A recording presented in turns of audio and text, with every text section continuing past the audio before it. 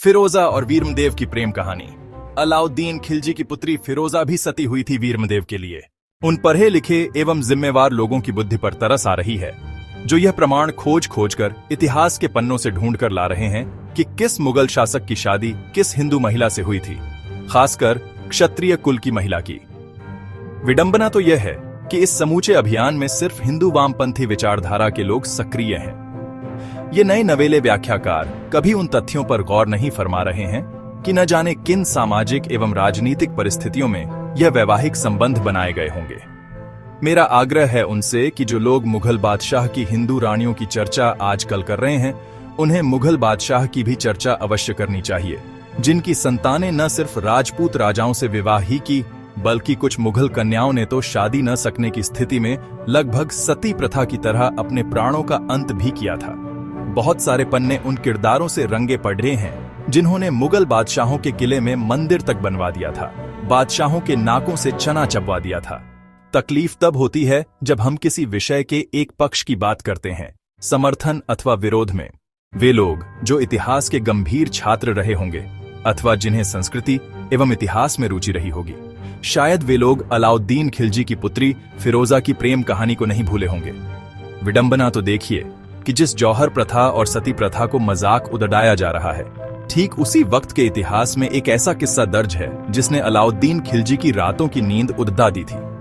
अलाउद्दीन खिलजी को भारत के सबसे क्रूर और नृशंस मुस्लिम हमलावरों में से एक माना जाता है, जिसने भारत के कई राज्यों में न सिर्फ लूटपाट और नरसंहार किए बल्कि कई मंदिरों को ध्वस्त किया।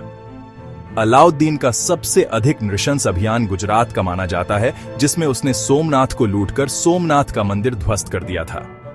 लेकिन अलाउद्दीन की रातों की नींद तब गायब हुई जब उसे पता चला कि उसकी बेटी फिरोजा एक राजपूत योद्धा महाराज कान्हदी देव के पुत्र वीरमदेव से प्रेम करती है। इसलिए अलाउद्दीन ने कान्हदा देव के राज्य को नष्ट करने की योजना बनाई। फिरोजा वीरमदेव के प्रेम कहानी का आरंभ अपने गुजरात अभियान में सोमनाथ मंदिर ध्वस्त करने के बाद खिलजी की मुस्लिम सेना जालोर राज्य से जा रही थी, जहां राजा कान्हड्डा देव का शासन था। जालोर की सेना ने मुस्लिम सेना पर धावा बोल दिया और खिलजी की सेना हार गई। इसके बाद एनुल मुल्क सुल्तान ने संधि करके कान्हडीचे देव को दिल्ली आने का न्योता दिया। राजा कान्हड्डा देव के पुत्र वीरमदेव को दिल्ली के दरबार में देखकर खिलजी की पुत्री फिरोजा उन पर फिदा हो गई और उन्हें प्रेम करने लग गई। राजकुमारी फिरोजा वीरमदेव पर इस कदर फिदा हो गई थी कि वो मन ही मन उन्हें अपना पति मानने लग गई। वीरमदेव तब दिल्ली के दरबार में प्रायः जाया करते थे। एक दिन फिरोजा ने वीरमदेव के सामने विवाह का प्रस्ताव रखा, पर वीरमदेव एक राजपूत थे और फिरोजा मुसलमान। उसके बावजूद शहजादी ने किसी भी कीमत पर वीरमदेव से विवाह करने तथा अपनाने की जिद पकड़ ली। वरवरूं तो वीरमदेव, ना तो रहूंगी अकन कुंवारी। शहजादी का हट सुनकर दिल्ली दरबार में कोहराम मच गया।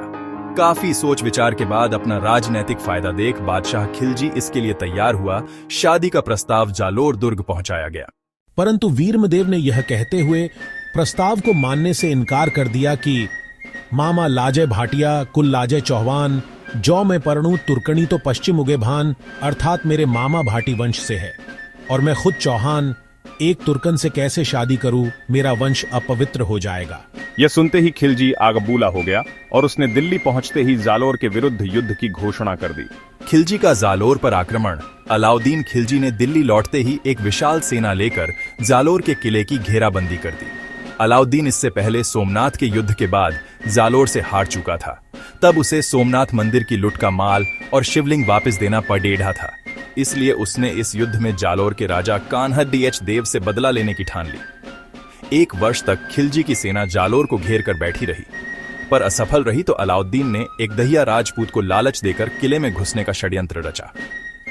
किले में गुप्त मार्ग से सेना घुसने लगी तो राजपूतों ने भी सामने आकर साख का रणभूमि में बलिदान करने का मन बना लिया।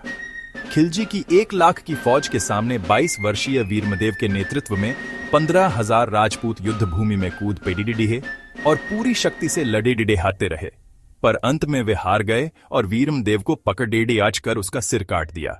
उसका सिर थाली में रखकर जब फिरोजा के सामने रखा गया तो फिरोजा ने उससे फिर विवाह का प्रस्ताव रखा। वरवरूं तो वीरमदेव, ना तो रहूंगी अकन कुंवारी। शहजादी अपने प्रण पर अडिग थी, इसलिए वो वीरमदेव का सिर लेकर यमुना में कूदकर सती हो गई। एक तुर्क मुस्लिम राजकुमारी एक हिंदू राजकुमार के लिए इतनी पागल थी कि उसने यमुना में कूदकर अपनी जान दे दी और वीरमदेव के साथ सती हो गई। मैं मान रहा हूं कि ऐतिहासिक तथ्यों को न झुठलाया जा सकता है, न ही इससे मुंह फेरा जा सकता है। इसका अर्थ यह कदाचित भी नहीं हो सकता है कि उन तथ्यों को अनावश्यक फिर से जीवित किया जाए जो इतिहास के पन्नों में कहीं विलुप्त प्राय हो चुके हैं। सत्य तो सत्य है, इसे कोई इनकार भी नहीं कर सकता, क्योंकि ये सभी एक ऐतिहासिक दस्तावेज हैं। यह सारी कवायद इसलिए कि उन्हें मात्र अपना समर्थन दर्ज कराना है इस फिल्म के प्रति। उन्हें ऐतिहासिक तथ्यों से कोई लेना देना नहीं है, उन्हें सिर्फ अपने वामपंथी विचारधारा को सिद्ध करना मात्र है।